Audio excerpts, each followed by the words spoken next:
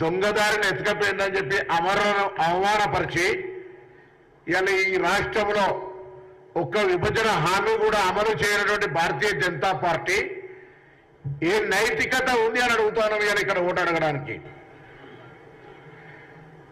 చూస్తాను ఈ మధ్యలో కిషన్ రెడ్డి గారో బండి సంజయో లేదా మీ పార్టీలో ఇగ్నోరెన్సీకి గురైతున్నాం అని చెప్పి మహేశ్వర్ రెడ్డో అప్పుడప్పుడు అడప దడప కనబడే లక్ష్మణో కాంగ్రెస్ పార్టీ గురించి మాట్లాడుతూ ఉన్నది. ఇవాళ మేము అడుగుతా ఉన్నది ఇలా మీరు భారతీయ జనతా పార్టీ వచ్చిన తర్వాత తెలంగాణ రాష్ట్రానికి జరిగింది ఏంటి, తెలంగాణ రాష్ట్ర ప్రజల ప్రయోజనానికి మీరు సాధించింది ఏంటి?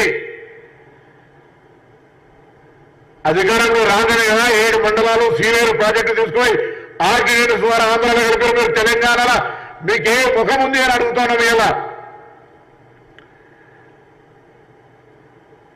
తెలంగాణ రాష్ట్రం ఇచ్చినటువంటి ఒక భౌగోళిక పరిస్థితి నుండి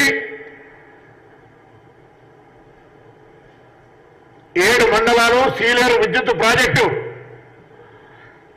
తెలంగాణలో విద్యుత్ కోతలు లేకుండా కాపాడగలిగేటువంటి ఆ యొక్క ప్రాజెక్టును తీసుకుని మీరు ఆంధ్రాలో కలిపి తెలంగాణ విభజన హామీలు అమలు చేయకుండా తెలంగాణ విధానాన్ని వ్యతిరేకించి అవహేళన చేసి అమరులను కించపరిచి తెలంగాణ ఏదో దొంగతనాన్ని ఎత్తుకొని పోయిందని చెప్పేటువంటి మీకు తెలంగాణలో ఓటు అడిగే హక్కు ఉందా ముందరని అడుగుతాను. ఇలా అంతేకాదు ఇలా ఒక జాతీయ ప్రాజెక్ట్ ఇచ్చిండ్రా, ఒక ఇండస్ట్రీ వచ్చిండ్రా, ఒక మెడికల్ ఒక పెద్ద ఇన్స్టిట్యూట్ తీసుకొచ్చిండ్రా? ఈ రాష్ట్రంలో ఎవరికి ఇల్లు కట్టించిండ్రు?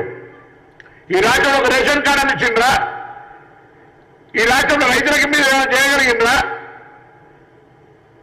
అవును, రైతులు 2000 ఇస్తున్నారు, దేశం మొత్తం ఇస్తున్నావు.